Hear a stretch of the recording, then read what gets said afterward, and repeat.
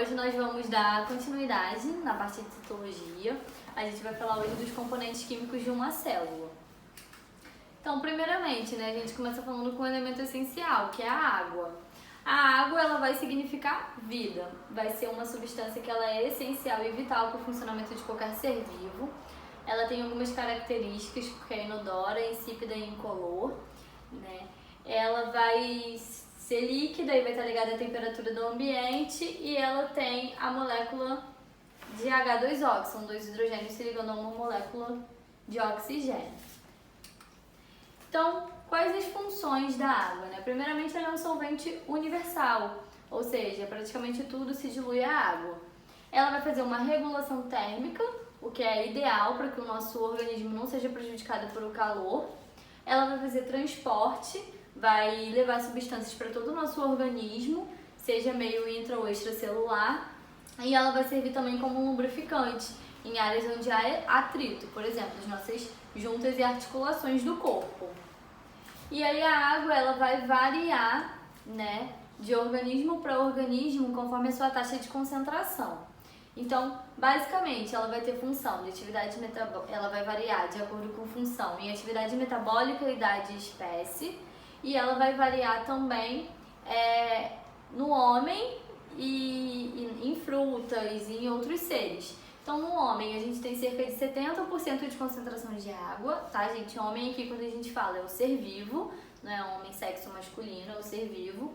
Melancia é uma fruta que concentra 95% de água, e água viva é um ser aquático que concentra 98% de água. Então, essa concentração de água vai mudar de acordo com os seres e de acordo com as características desses seres. A gente também tem sais minerais. Os sais minerais, ele tem funções como regular a quantidade de água dentro de uma célula, fazer o equilíbrio elétrico dessa célula e o equilíbrio ácido básico dessa célula. Basicamente, a gente tem dois sais principais, o sódio e o potássio, tá? E eles vão ser fundamentais na transmissão de impulsos nervosos entre os neurônios. O cálcio, ele também vai estar responsável ali pela parte de coagulação sanguínea do indivíduo, formação de ossos e contração de músculos. A gente tem o ferro, que vai ser um componente de hemoglobina, o magnésio, que vai compor a clorofila, e o fósforo. O fósforo é um componente de ATP, que vai gerar energia, e dos ácidos nucleicos, que é o DNA e o RNA, material genético. Bom, os carboidratos, eles são formados por carbono, hidrogênio e oxigênio. Então, a gente tem alguns exemplos de carboidrato. Quais são? Os monossacarídeos, que a gente tem a glicose e a frutose. Os disacarídeos, que vão se dividir em sacarose, lactose e maltose. A gente tem os polissacarídeos, que é o amido, o glicogênio e a celulose. E basicamente a função dos carboidratos no organismo é gerar energia. Então ele vai fazer oxidações, para gerar energia para o nosso organismo, e ele também vai participar de estrutura celular.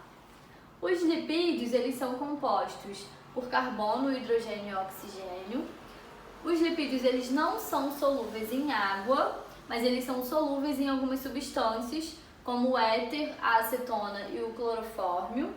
E aí a gente tem alguns exemplos, de lipídios simples, que são os óleos, as gorduras, a cera, e de lipídios complexos, que são os fosfolipídios.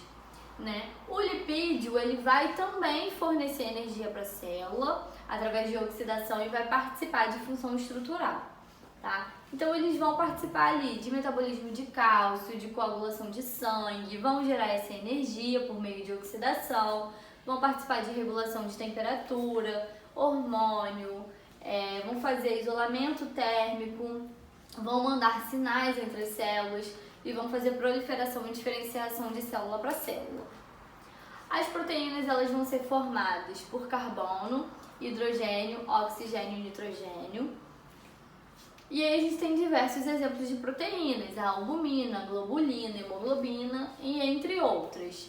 Tá? Vai ter função de estrutura, participa de estrutura de célula, também vai ter função na defesa do organismo, porque vai compor os anticorpos, e vai estar ligado também ao transporte de íons e moléculas e na catálise de reações químicas.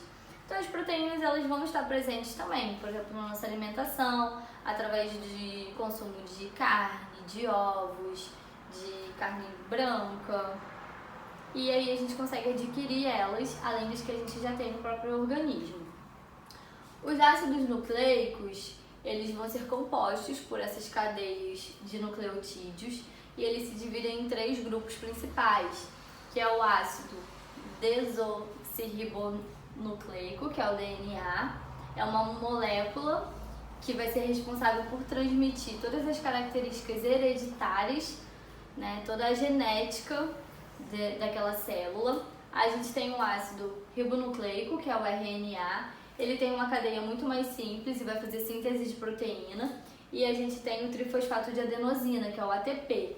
O ATP ele vai ser responsável por gerar energia através de ligação de fosfato dentro da célula. Então aí a gente tem, né, o ATP, a adenina. A adenina ela vai ser responsável por gerar uma energia disponível. E o ATP ele entra fazendo com que haja uma ligação de adesina com ribose e gere energia na célula. A membrana celular, ela vai delimitar todas as células vivas, ou seja, ela vai dar forma, seja uma célula procariótica ou uma célula eucariótica, e ela também vai fazer uma fronteira, né? Uma fronteira entre meio intra e extracelular, fazendo uma seleção de tudo que entra e tudo que sai dessa célula. A gente tem na membrana celular sua composição feita por açúcares, principalmente o açúcar, né, que a gente tem aqui é o glicocálix ou o glicocálice. Ele vai reconhecer a parte química de uma célula e ele também vai proteger essa célula.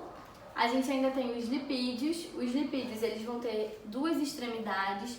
Uma extremidade ela é hidrofílica, ou seja, ela não vai ter afinidade nenhuma com a água, e a outra é hidrofóbica. Perdão, a hidrofílica tem afinidade com a água e a hidrofóbica não tem afinidade nenhuma com a água. E aí a gente tem, por exemplo, presença de lipídios em células que têm origem animal. Aí a gente tem o colesterol, por exemplo.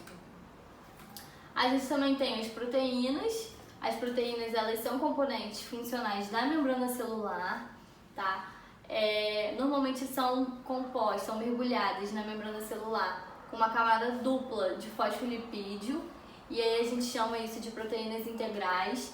E algumas proteínas elas vão ter um papel fundamental em transportar substâncias de dentro para fora ou de fora para dentro da célula, né? Entre os meios. Quais as principais características de uma membrana celular? A membrana celular ela vai ter a responsabilidade de fazer a manutenção de uma substância do meio intracelular, que é diferente do meio extracelular, e ela vai receber nutrientes nessa célula, assim como sinais químicos que vêm do meio extracelular. Ou seja, ela vai fazer essa seleção de tudo o que entra na célula. A gente não pode confundir membrana celular com parede celular, tá? A parede celular ela vai estar presente em células vegetais, por exemplo. E a única função de uma parede celular é dar proteção mecânica. A gente tem o transporte através das membranas, que aí a gente tem transporte passivo e transporte ativo. Quando a gente fala de transporte passivo, eu estou falando de um transporte que vai acontecer sem usar a energia da própria célula. E quando eu falo de um transporte ativo, eu falo de um transporte que vai usar a energia produzida pela célula, ou seja, em forma de adenosina trifosfato, do ATP. A osmose, ela basicamente é a movimentação da água, né, entre meios de concentração diferentes dentro de uma membrana. Então, normalmente, a água ela vai para o meio hipotônico, onde a gente tem menos soluto, para o meio hipertônico, que é onde a gente tem mais soluto. É o que acontece aqui. Eu tenho uma membrana semipermeável e aí essa célula ela faz o processo de osmose. Sai da onde não tem nenhum soluto para onde tem soluto. O transporte ativo da membrana celular, ela basicamente é regulado, né, pelas enzimas de ATPases, e a gente tem que ver ela, né, de grande importância na bomba de sódio e potássio, porque ela vai fazer exatamente a distribuição eletroquímica das células. E a gente ainda tem 2 processos na célula ligados a transporte de matéria, para dentro e para fora da célula. A gente tem a endocitose, que é quando eu tenho uma membrana celular que vai pegar partículas, né, do exterior da célula. Ou seja, está do lado de fora, ele vai envolver aquilo ali, vai fagocitar ou pinocitar e trazer para dentro da célula. E a exocitose é quando eu faço ao contrário, eu pego algo de dentro da célula, envolvo em uma vesícula e mando para fora da célula. É isso, gente. Muito obrigada pela atenção e pela aula de hoje.